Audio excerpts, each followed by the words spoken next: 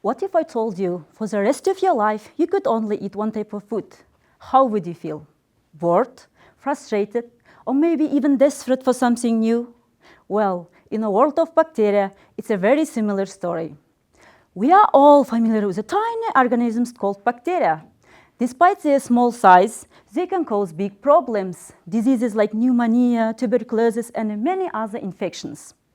Luckily for us, in the beginning of the 20th century, the scientists discovered the most powerful and effective way to fight bacteria, which is known as antibiotics. And antibiotics saved millions of lives worldwide. However, there is a problem. We've been relying on one solution for too long, and bacteria have had time to adapt. They have learned how to survive antibiotics, they evolve, they study the drugs used against them, and have developed ability, which is known antibiotic resistance. Let me explain antibiotic resistance in a simple way. Imagine infection with 100 bacteria. You take antibiotics and 99 of them die, but one survives. And the next time, this one resistant bacterium multiplies, and now infection is harder to treat.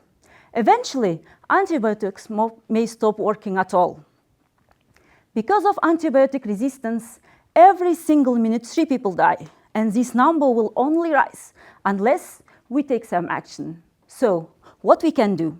We need to find alternative ways to fight bacteria, which is not relying on antibiotics. And that's where my research comes in.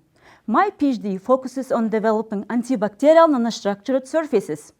Instead of killing bacteria with drugs, we have designed material that can stop bacteria from sticking on the first place, or even kill them on contact. Actually, idea comes from the nature. For example, cicada wings have a natural structure that protects them from the bacteria and have worked perfectly for millions of years.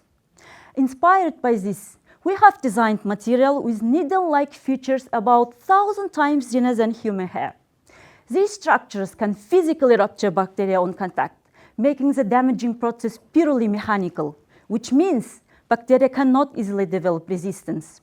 Additionally, by coating these surfaces with very thin layer of diamond, we have improved their robustness and stability. So why not to use this approach in the medical devices that are prone to infection, such as catheters, implants, or hospital equipments? It will help us use less antibiotics and save many lives. In conclusion, bacteria had adapted, and now we must too. Thank you.